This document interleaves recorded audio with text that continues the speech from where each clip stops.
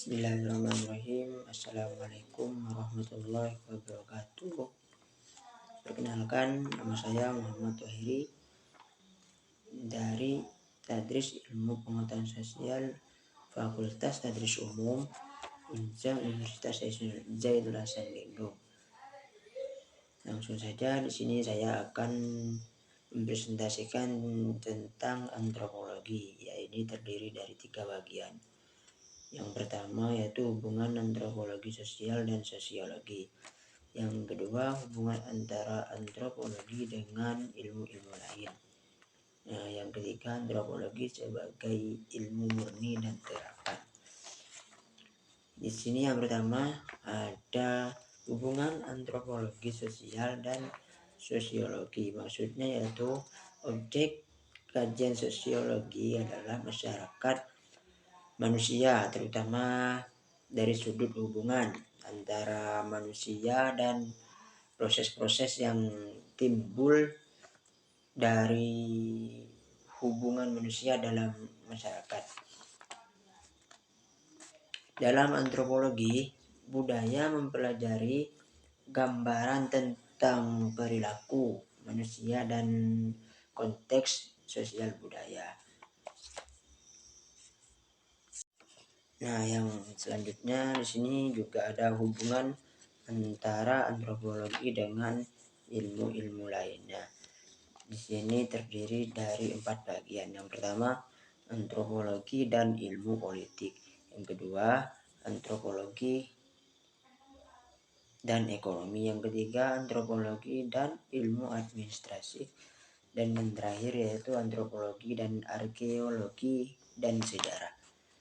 Di sini barusan ada antropologi dan ilmu politik. Maksudnya seperti ini.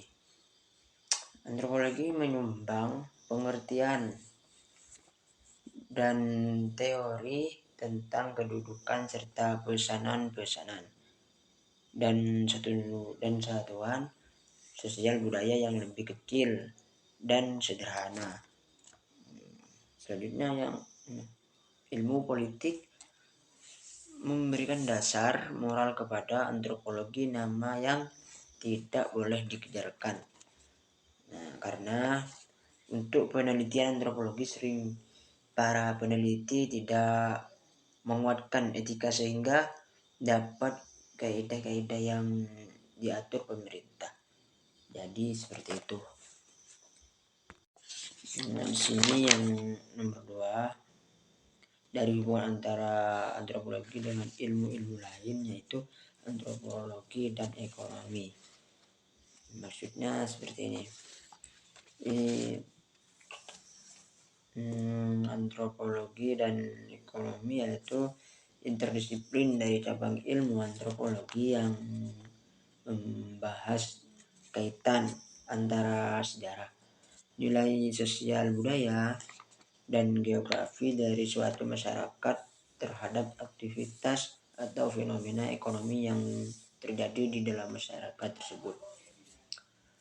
Suatu aktivitas ekonomi seringkali tidak hanya dipengaruhi faktor-faktor produksi seperti tenaga kerja, modal, dan sumber daya alam, melainkan dapat juga dipengaruhi oleh nilai sosial atau tradisi yang berlaku di masyarakat. Adapun hal yang sebaliknya dapat terjadi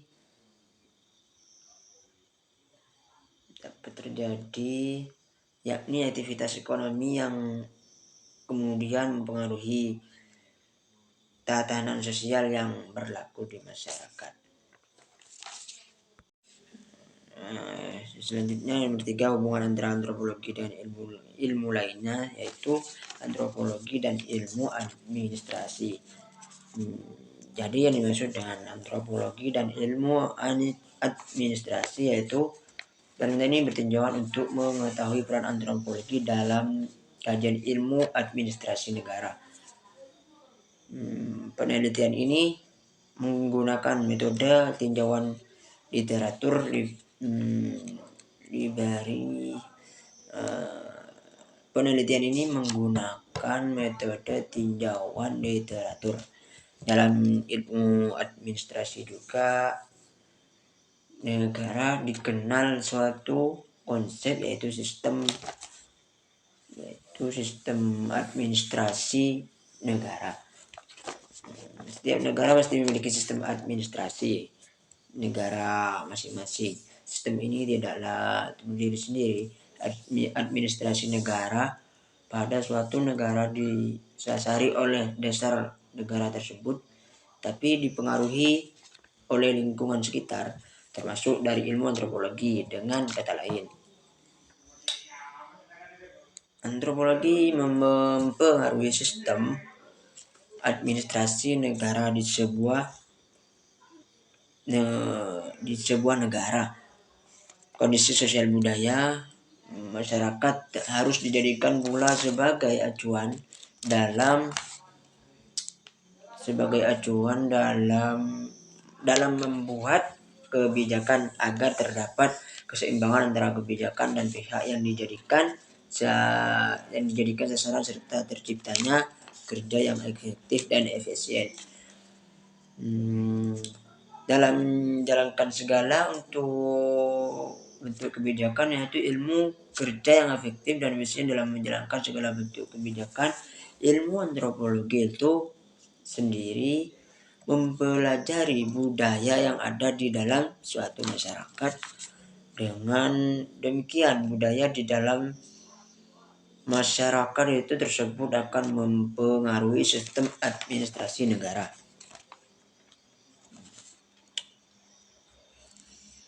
Misalnya saja di masyarakat negara maju di mana lebih mengutamakan budaya profesionalisme. Pada budaya profesional ini akan turut mempengaruhi sistem administrasi negara, sehingga para aparat di dalamnya menganut budaya profesional. Di sini juga ada antropologi dan arkeologi dan sejarah. Jadi maksudnya yaitu ilmu yang mempelajari sejarah kebudayaan manusia masa lampau melalui benda atau materi yang ditinggalkan.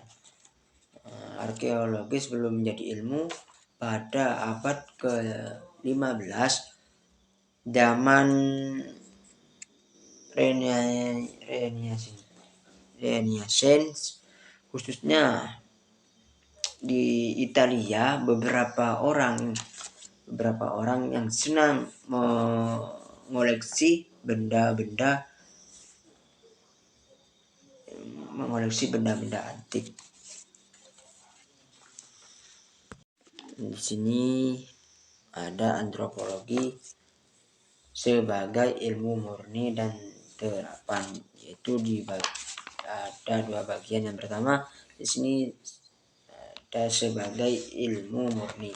Jadi maksudnya ilmu murni itu atau yang biasa dikenal sebagai ilmu dasar dan ilmu alam, berfokus pada pengembangan teori dan prediksi ilmiah dari 3 subjek utama, yaitu kimia, biologi, dan fisika. Dan yang terakhir di sini ada sebagai ilmu terapan. Jadi maksudnya yaitu ilmu terapan adalah penerapan dari teori dan prediksi ilmiah ke dalam masalah praktis seperti di bidang engineering atau teknologi. Ilmu terapan paling sering diterapkan dalam penelitian dan pengembangan. Jadi seperti itu. Hanya itu yang bisa saya sampaikan.